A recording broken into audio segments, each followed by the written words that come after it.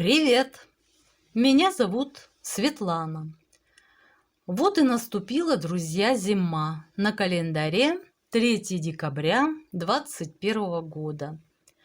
И на канале очередной вышивально-развлекательный выпуск. Сегодня в программе отчет по вышивке за прошедший период с 29 ноября по 3 декабря и впечатления, благодаря которым по сложившейся на канале традиции мы и отправимся в очередное путешествие во времени. Сегодня, друзья, нас ждет Англия XIX века. Почему не средневековье, спросите вы?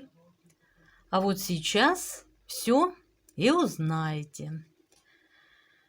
Итак, друзья, в обозначенный выше период времени я решила вышивать исключительно картину «Любимая мелодия». Вот сейчас превью окажется перед вами, да? Схему для вышивки этой картины разработал артель «Белый кролик», который в свою очередь схему разработали по картине известного итальянского художника Евгению Эдуардо Зампини. Так вот, друзья, стала я складывать новогодние схемы, чтобы отложить их в долгий ящик, как вдруг мой взгляд вырывает знакомый образ. Моментально нахлынули приятные воспоминания и сказочные впечатления. Дело в том, друзья, что я увидела перед собой схему духа нынешних святок. Его еще называют дух настоящего Рождества. Кстати, это тот случай, когда говорят, из-за деревьев лес не заметила. Да, этот персонаж из рождественской истории Чарльза Диккенса, моего любимейшего писателя, или одного из любимейших. Рождественскую историю еще называют «Рождественская песня в прозе». Решение было принято мною молниеносно. Он должен быть вышит немедля. С Джузеппе, кто не знает, это персонаж с гармошкой. С Джузеппе я договорилась. Он с радостью согласился подождать. Добрейшей души персонаж. Вот, и дело пошло. Вот он, друзья. Дух нынешних святок. Персонаж рождественской истории Чарльза Диккенса. Постараюсь вставить картинку из сказки, чтобы вы могли тоже провести какую-то параллель и понять, что же мне навеяло, да? То ли венок из астролиста, то ли в целом персонаж похож. Ну, вот так взглянув на него, все. Я поняла, это он, дух настоящего Рождества. Ну и, конечно же, друзья, все отложила и принялась за него. Вышла за 2,5 дня. Ну, уже не остановилась на нем, а заодно вышла и еще одного персонажа, вот такой Санта, как мне кажется, из Средневековья. Такой выходец из Средневековья. Колоритный, интересный, необычный. Очень мне понравился. Тоже захотелось, чтобы он был на моей елке. Схемы, как и для предыдущих персонажей. Сейчас я вам покажу. Схемы такие же сложные. Присутствуют стежки 1/4 крестика, много. Бэкстич, но уже рука набита, и поэтому без особых сложностей я вышила эти заготовочки для будущих новогодних игрушек. Итак, напомню, друзья, есть у меня теперь Санта, Он же волшебник-сказочник из сказки «Золушка». Как мы помним, на одном из балов он задымил своей трубкой, и все присутствующие оказались в местах, о которых давно мечтали. Вот такой сказочник. Затем я вышила Деда Мороза из сказки Александра Роу «Морозко». Вот такой мы можем видеть густой лес за его спиной. Он смотрит на нас, и мне кажется, что сейчас прозвучит вопрос: тепло ли вам, девицы, тепло ли вам, красные? Что мы ответим? Тепло, потому и красный, да? Так, затем вот такой персонаж, выходец из Средневековья, Санта. Очень понравился мне своей незаурядностью. Ну и герой сегодняшнего выпуска, главный герой, дух нынешних святок. Вот так, друзья. В общем, все они здесь. Я уже, как вы видите, потихоньку материал подготавливаю для сбора игрушек, пинкипов. Так что уже с дня на день приступлю. Вот какой красавчик. Мне он очень нравится. Ну, конечно же, друзья, вышивая духа Рождества Чарльза Диккенса, я, естественно, для меня перенеслась в сказочную рождественскую атмосферу, получив массу впечатлений, хочу поделиться с вами. А для этого, друзья, мы и отправимся в обещанное выше путешествие. Я хочу кому-то напомнить, а кого-то и познакомить вкратце с интереснейшим произведением великого классика. Чарльз, как оказалось, открыл британцам праздник Рождества. Чарльз Диккенс был гурманом, и именно его произведения познакомили британцев с той праздничной едой, которая практически не изменилась с момента, как семейство Кретчет село за стол в его рождественской песне. Во многом благодаря этой сказке он стал самым ярким и долгожданным событием в году. Однако сегодня мало кто догадывается, что за красивой историей со счастливым концом стоит личная драма ее создателя. Что важно знать о Диккенсе, говорит историк Пен Фоглер, так это то, что он знал, что такое быть голодным. У Диккенса в детстве не было достатка в еде. В его книгах часто присутствуют невинные голодные дети. Он хотел показать читателям, что хорошая пища и сытость – это право любого человека, даже бедного. Когда Чарльзу Диккенсу было 12 лет, его отец угодил в тюрьму за долги. Его семье пришлось переехать в заключение вместе с ним. А Чарльз был отправлен на фабрику по производству ваксы, где он зарабатывал копейки, которых ему едва хватало на дешевую еду и хлеб. Его интерес к еде, скорее всего, возник именно в это время. В 1843 году Диккенс опубликовал повесть «Рождественская песнь», в которой есть знаменитая сцена. Семейство Кретчет в предвкушении собирается у камина за праздничным столом, на котором присутствует и рождественский гусь, и яблочный соус, и апельсины, и горячие каштаны, и похожий на рябое пушечное ядро пудинг.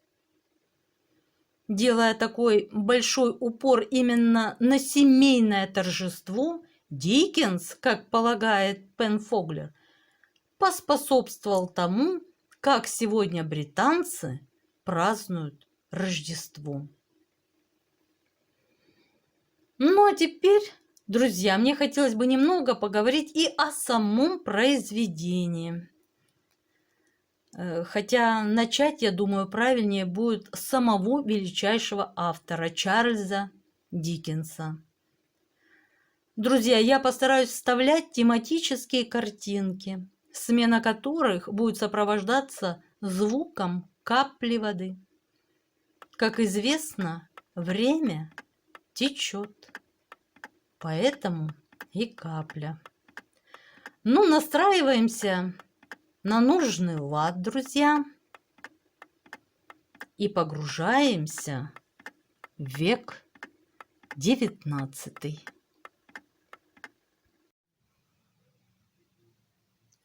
Чарльз Джон Хаффем Диккенс, английский писатель.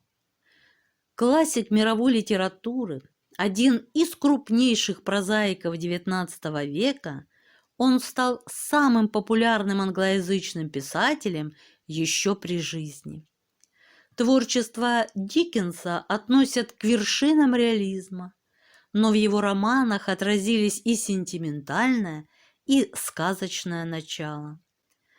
По мнению русского писателя Федора Достоевского, Диккенс представлял собой настоящего мастера, наиболее реалистично показывающего все прелести современной действительности. Работы молодого автора читались легко. Они дышали оптимизмом и этим привлекали многочисленных любителей чтения. Все, что писал Чарльз Диккенс, пользовалось неизменным успехом у читателей. И неважно, был это рассказ, роман или повесть. Чарльз Диккенс родился 7 февраля 1812 года в пригороде Портсмута. Он был вторым ребенком из 8 детей Джона Диккенса и Элизабет Диккенс. Его отец служил чиновником на военно-морской базе Королевского флота. В январе 1815 года был переведен в Лондон. В апреле 1817 года семья переехала в Чатэм. Там Чарльз учился в школе баптистского пастора Уильяма Жиля. И даже когда семья вновь переехала в Лондон. Жизнь в столице была Джону Диккенсу не по карману. В 1824-м Джон Диккенс оказался в долговой яме, выбраться откуда не представлялось возможным. Денег не было вообще, и должника поместили в специальную тюрьму. Жену с детьми тоже привозили туда на каждые выходные. Только так они могли спастись от притязаний кредиторов. В связи с такой обстановкой Чарльзу пришлось бросить обучение в школе и найти работу. Его взяли на фабрику, где производилась вакса. Он трудился практически бесплатно, за 6 шиллингов в неделю. Но судьба была благосклонна к этой горемычной семье. Спустя несколько месяцев после смерти бабушки по отцовской линии Джон Диккенс, благодаря полученному наследству, освободился из тюрьмы. Получил пенсию в Адмиралтействе и место парламентского репортера в газете. Однако по настоянию матери Чарльз остался на фабрике, что повлияло на его отношение к женщинам в последующей жизни. Спустя некоторое время он был определен в академию, где учился до марта 1827 года. В мае того же года Диккенс поступил в адвокатскую контору младшим клерком на 13 шиллингов в неделю, где трудился до ноября 1828 года. Изучив стенографию, он стал работать свободным репортером.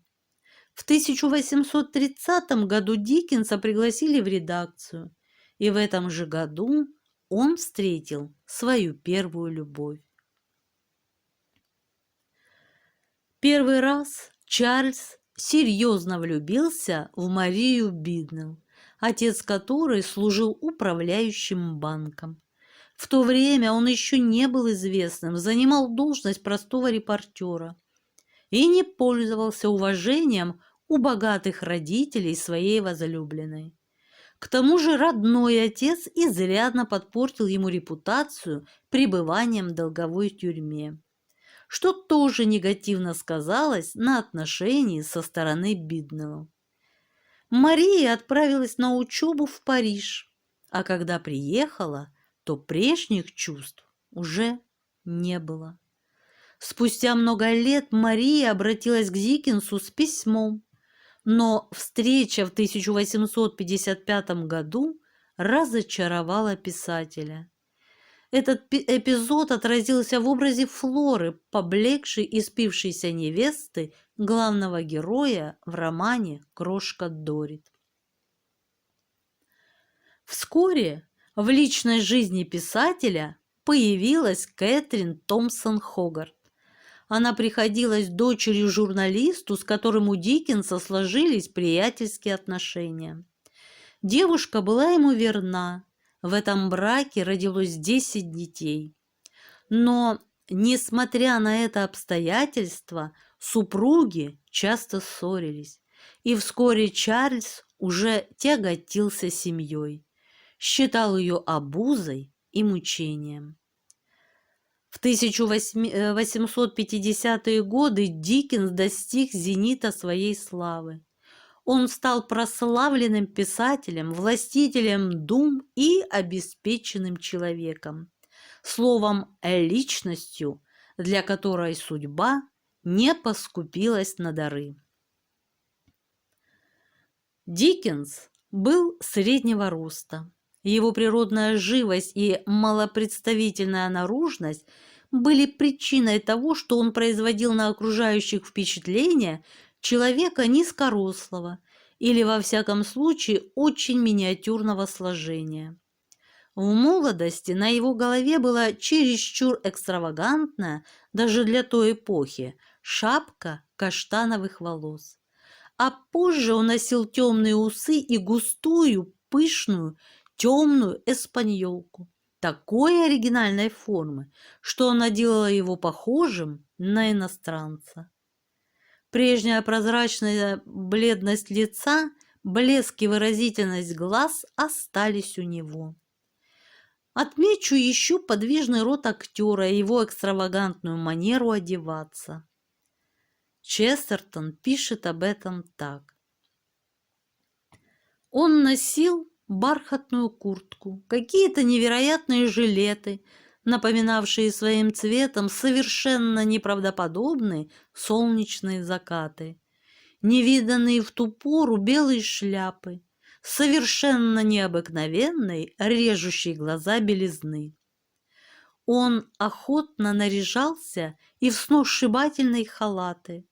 Рассказывают даже, что он в таком одеянии позировал для портрета. За этим нервным позерством таилась личная драма. Потребности членов семьи Диккенса превышали его доходы. Беспорядочная богемная натура не позволяла ему внести какой бы то ни был порядок в свои дела. Он не только перетруждал свою богатую плодотворную фантазию литературным трудом, но и старался зарабатывать приличные гонорары лекциями и чтением отрывков из своих романов на публике. Впечатление от его актерского мастерства было всегда колоссальным. По-видимому, Диккенс был одним из величайших чтецов. Но в своих поездках он попадал в лапы каких-то сомнительных антрепренеров и, зарабатывая, в то же время доводил себя до изнеможения. Но все это не так важно, как обуревавшая Диккенса меланхолическая мысль о том, что по существу серьезнейшее в его трудах, его поучения, его призывы к совести власть имущих остается в туне, что в действительности нет никаких надежд на улучшение того ужасного положения, создавшегося в стране, из которого он не видел выхода, даже глядя на жизнь сквозь юмор, смягчавший резкие контуры действительности в глазах автора и его читателей. Моя вера в людей, которые правят, в общем, ничтожна. Моя вера в народ, которым правят, в общем, беспредельна. Он пишет в это время: «С каждым часом во мне крепнет старое убеждение, что наша политическая аристократия вкупе с нашими паразитическими элементами убивают Англию. Я не вижу ни малейшего проблеска надежды. Что же касается народа, то он так резко отвернулся и от парламента, и от правительства, и проявляет по отношению и к тому, и к другому такое глубокое равнодушие, что подобный порядок вещей начинает внушать мне самые серьезные и тревожные опасения. Дворянские предрассудки с одной стороны и привычка к подчинению с другой совершенно парализуют волю народа. Все рухнуло после Великого XVII века. Больше не на что надеяться». Газеты пестрели психологическими портретами мелких буржуа, принадлежащих перу Чарльза, и это еще больше прославило молодого литератора. Все, что писал Чарльз Диккенс, пользовалось неизменным успехом у читателей, и неважно, был это рассказ, роман или повесть. Он писал много и продуктивно. Книги выходили с небольшим интервалом во времени. Среди лучших его произведений можно назвать следующие: «Приключения Оливера Твиста», роман, вышедший из печати в 1838 году. В этой книге автор прославляет честность и доброту, которые неизменно помогают при любых жизненных трудностях. Главному герою, мальчику-сироте, пришлось повстречаться в жизни с разными людьми, и порядочными, и преступниками. Но он остался таким же светлым и открытым, что и раньше. Роман вызвал широкий общественный резонанс. После его выхода прошел ряд скандальных разбирательств в работных домах Лондона, которые, по сути, были полутюремными заведениями, где нещадно использовался детский труд. После того, как книга была напечатана, автору предъявили многочисленные претензии управляющие нескольких лондонских домов, эксплуатирующих детей. «Лавка древностей», роман, над которым писатель трудился с 1840 по 1841 год. Главная героиня повествования – маленькая Нелл, тоже попадает в водоворот борьбы добра и зла, в котором, как всегда, победила доброта. Автор преподносит материал с юмором, который понятен даже самому непритязательному читателю. «Рождественская история», произведение, появившееся в печати в 1843 году. История, которая в 2009 стала основой для съемок детского мультфильма «Сказки», режиссер сумел создать ее в трехмерном формате, украсить яркой анимацией и эпизодами. Книга наводит на размышления о прожитой жизни, Автор обличает пороки общества, господствующее в те времена, особенно по отношению к обездоленным людям. Дэвид Копперфильд. Эту книгу автор писал 2 года. Юмористических ноток в этом произведении классика поубавилось. Оно воспринимается как автобиография английского общества. В книге явно прослеживаются мотивы протеста против капитализма, а главная роль отводится семье и моральным ценностям. По мнению многих критиков, именно этот роман можно уверенно назвать величайшей из работ Диккенса. «Холодный дом» – 9-й роман Диккенса, напечатанный в 1853. Судя по биографии автора, все герои этого романа чем-то напоминают его самого. В романе им приходится столкнуться с бесправием, несправедливостью и сложностями отношений в обществе. Однако они стойко противостоят этим обстоятельствам. Повесть о 2 городах, увидевшая свет в 1859. Это произведение написано во время душевного подъема, когда автор испытывал любовные переживания. Одновременно с этим он думает о революции и красиво переплетает эти сюжеты. «Большие надежды». Книга написана в 1860-м, впоследствии экранизирована многими режиссерами разных стран. Диккенс резко проходится по благородным аристократам, их образу жизни, противопоставляя их простым труженикам. Личные странности писателя.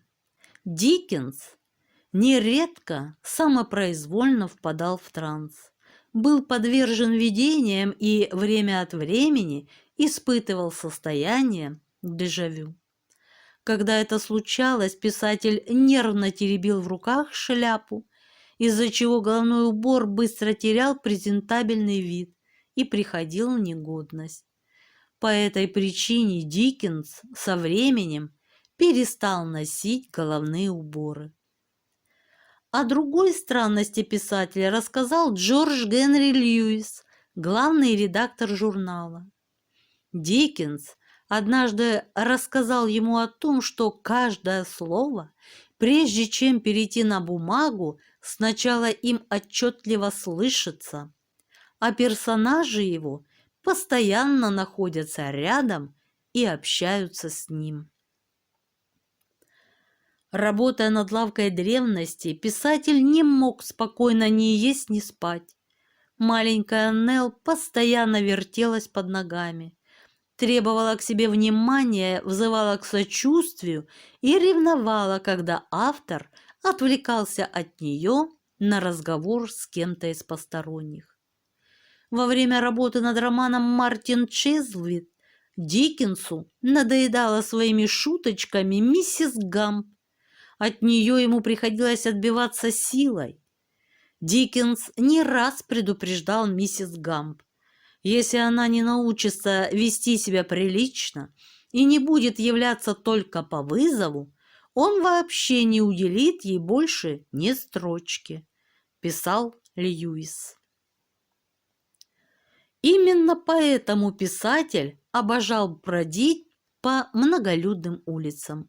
«Днем как-то можно еще обойтись без людей», признавался Диккенс в одном из писем, «но вечером я просто не в состоянии освободиться от своих призраков, пока не потеряюсь от них в толпе».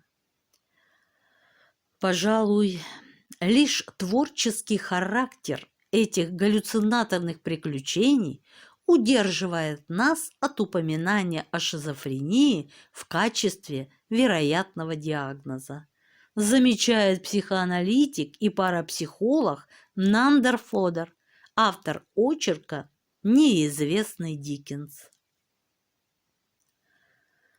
В 1857 прозаик снова познал любовь. На этот раз предметом страсти стала Эллен Тернан, молодая актриса, 18 лет от роду. Взбодренный новыми чувствами, Чарльз снимает для любимой квартиру, где они проводят много времени. Этот роман продолжался до самой смерти писателя. В 2013 году их роман нашел отражение в картине «Невидимая женщина». Именно Эллен прозаик завещал все свое наследство. Бурная личная жизнь и интенсивная творческая деятельность не могли не сказаться отрицательно на здоровье писателя. Чарльз игнорировал первые звоночки организма, продолжал активную жизнь. После возвращения из литературного турне, которое Диккенс совершил по городам Америки, здоровье писателя пошатнулось не на шутку. В 1869 у него частенько отказывали руки и ноги.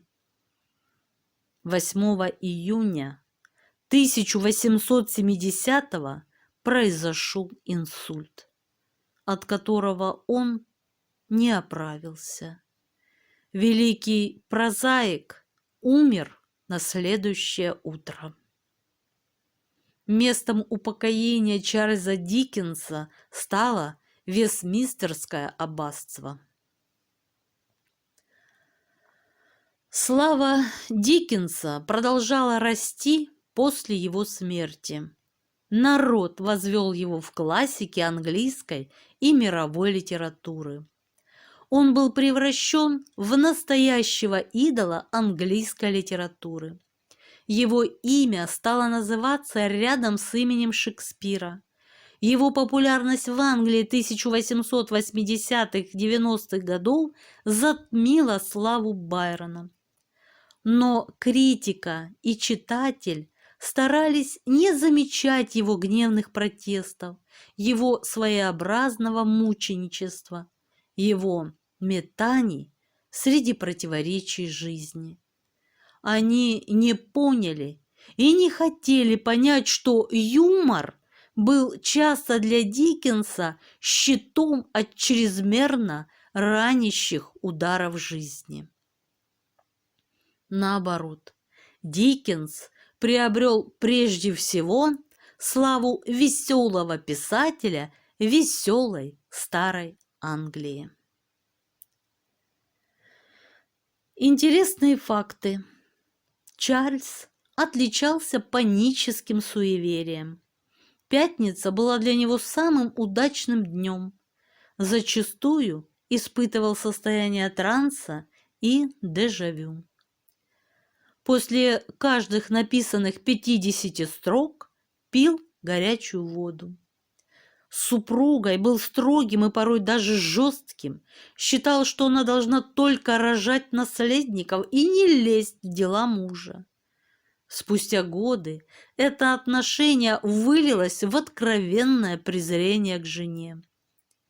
Больше всего любил посещать морг в Париже. Диккенс не приветствовал памятники, поэтому запретил ставить монументы в его честь при жизни. Вот так, друзья. Ну а теперь хочу перейти непосредственно к произведению, персонаж которого дух настоящего Рождества, дух настоящих святок, ярко всплыл в моей памяти благодаря внешнему сходству с героем на вышитой мною заготовке для новогодней игрушки. Итак, друзья, рождественская история Чарльза Диккенса. Произведение, открывшее для британцев праздник Рождества. Во многом благодаря этой сказке он стал самым ярким и долгожданным праздником в году. Как на свет появилась одна из самых любимых британских сказок, и как Чарльз Диккенс научил нас всех быть чуточку добрее. В основе рождественской истории и образа ее главного героя скупердяя Скруджа лежат воспоминания о тяжелом детстве писателя и его непростых отношений с отцом. Джон Диккенс, напомню, служил чиновником в Королевском военно-морском флоте и в 1824 угодил в долговую тюрьму. 12-летний Чарльз вынужден пойти работать на фабрику по производству ваксы, где получал 6 шиллингов в неделю. В своих мемуарах он неоднократно подчеркивал, что это было для него крайне унизительно, а в целом безответственное поведение отца, который вынудил сына работать. Диккенс-младший не понаслышке знал, что такое голод, трущобы, а главное, что испытывают маленькие работники фабрик, у которых действительно отняли детство. Писатель решил изменить отношение общества к детям-труженикам, чтобы каждый обездоленный ребенок был счастлив. Однако сюжет его знаменитой рождественской истории родился не сразу. В мае 1843 года Диккенс был приглашен на благотворительный ужин в помощь больнице Чартерхаус, где собралось немало состоятельных людей. Писателя поразили надменность и пресыщенный вид богачей, что он даже задумал написать брошюру под названием «Обращение к народу Англии от лица нищего мальчика». Увы, но реализовать эту идею так и не удалось.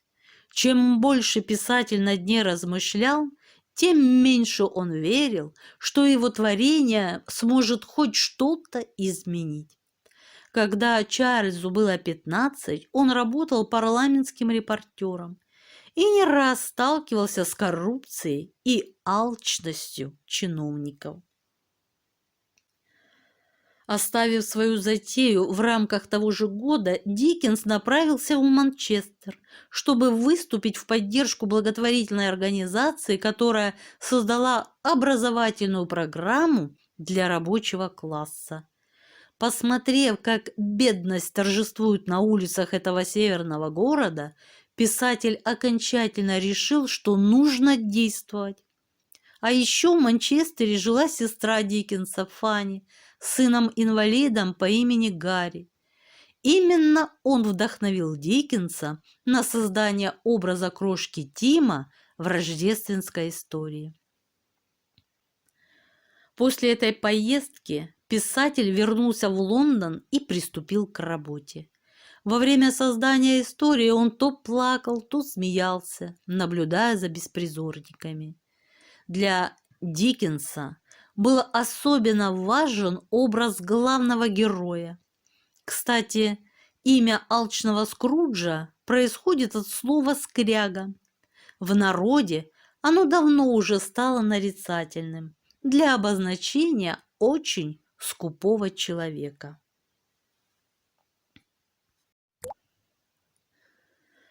Итак, друзья, главный герой – старый мрачный скряга Эбенизер Скрудж, который давно уже никого и ничего не любит, кроме собственных денег. Он не понимает радости, которую другие испытывают по поводу приближающегося Рождества и святок, и брезгливо отклоняет приглашение своего доброго племянника Фреда отпраздновать Рождество с ним и его семьей. Он не может понять, зачем люди целый день веселятся и не работают, если это не приносит им выгоды, и отказывается пожертвовать благотворителям деньги на помощь нуждающимся детям. В вечер сочельника Скрудж очень неохотно соглашается отпустить своего клерка с работы на Рождество, закрывает свою контору и идет домой.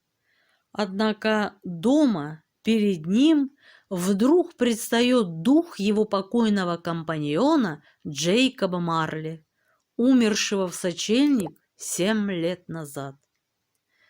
Дух Марли говорит Скруджу, что после смерти он был наказан за то, что при жизни не стремился творить на земле добро и помогать людям.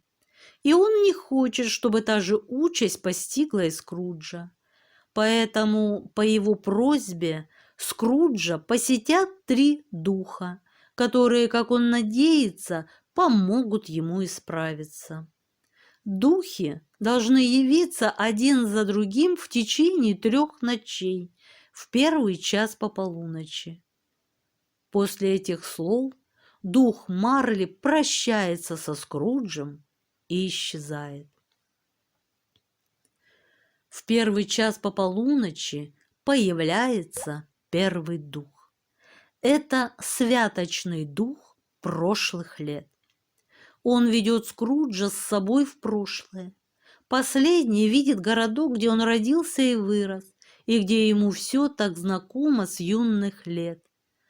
Затем он видит самого себя в детстве и юности, когда он еще был полон восторга, энтузиазма и надежд, и готов был разделить хорошее настроение близких ему людей. Видя себя таким, Скрудж незаметно для себя смягчается, его сердце оттаивает. После этого, однако, он видит себя уже повзрослевшим, когда алчность уже начала пускать в нем корни. Заметив это, его давняя возлюбленная решает расстаться с ним, потому что она понимала, что ему в его нынешнем состоянии и с его холодной расчетливостью не нужна любовь бедной девушки, которую он любил, когда сам был беден. Она выходит замуж за другого и устраивает свое семейное счастье. Скрудж не может вынести зрелище самого себя такого со стороны и умоляет духа увести его от этих видений прошлого. В конце концов, дух исчезает, и Скрудж засыпает. На второй день, ровно в час по полуночи, Скруджу является второй дух. Это дух нынешних святок. Он ведет Скруджа по его же городку. Главный герой видит украшенные к Рождеству улицы, радостных наряженных людей и ломящиеся от рождественских угощений полки магазинов. Везде царит изобилие и радость по поводу грядущего праздника. Затем дух ведет Скруджа к жилищу Боба Кретчета, клерка, работающего в конторе Скруджа. Он не богат, и у него большая семья со множеством детей, но и здесь царит веселье и ликование. Лишь однажды всеобщая радость нарушается, когда Боб предлагает тост за здоровье Скруджа. Его жена очень неохотно присоединяется к тосту, говоря, что если бы не Рождество, не стала бы она пить за здоровье этого гадкого и бесчувственного скупца. Это был первый тост за весь вечер, который члены семьи пили не от всего сердца. И тут Скрудж сжаливается над бедным и больным сыном Боба, малюткой Тимом, которому дух предсказал смерть, если будущее не внесет в это своих изменений. Далее Скрудж и дух путешествуют по разным местам и видят, как празднуют Рождество рудокопы и рабочие маяка. Все они на время забыли о своих ссорах и невзгодах, и на лицах у всех веселье. Все желают друг другу счастливого Рождества. Наконец они попадают в дом племянника Скруджа Фреда, где уже начались разнообразные веселые игры и забавы. Пожалуй, Фред единственный во всем городе, не считая Боба, кто не питает злобы к своему угрюмому и грубому дядюшке и, несмотря ни на что, от всего сердца желает ему счастливого Рождества и надеется, что тот когда-нибудь подобреет и исправится. Сам Скрудж, невидимый для всех, с удовольствием наблюдает за весельем и забавами в доме племянника и даже желает в них поучаствовать. Но дух не дает ему на это времени, возвращает Скруджа в его дом и исчезает. Наконец является и третий дух. Он не произносит ни слова. Но Скрудж понимает, что это дух будущих святок, и что он пришел показать Скруджу его возможное будущее. В будущем Скрудж, к удивлению, не обнаруживает себя ни на бирже, ни в других привычных для себя местах, зато постоянно слышит от прохожих разговоры о смерти какого-то старого злобного скряги, которого никто не любил. Многие открыто радуются его смерти. Трое воров обокрали дом умершего и продали вещи скупщику в трущобах, рассуждая о том, что, наверное, он специально всех нас отваживал при жизни, чтобы мы могли нажиться на нем после его смерти. Затем Скрудж видит самого покойника, но не видит его лица. Он просит духа назвать ему имя покойника, понимая, что вот такая же участь могла бы ожидать и его после смерти. Оказывается, что всеми ненавидимый умерший скряга он сам. Никому он не принес добра за свою жизнь, и все, если и не поминают его недобрым словом, то относятся к его смерти с плохо скрываемым облегчением. После он видел могилу малютки Тима и Боба, который, плача, несет на могилу костыль. Третий дух исчезает. Скрудж снова оказывается у себя в кровати и окончательно решает измениться в лучшую сторону. Он искренне рад приближающемуся Рождеству, славит святки, посылает самого дорогого рождественского гуся бедному Бобу Кретчету и жертвует огромную сумму тем самым благотворителям, которых недавно прогнал. После этого Скрудж идет праздновать Рождество к Фреду, который радостно принимает его. На следующий день, когда Боб приходит к нему на работу, Скрудж повышает ему жалование.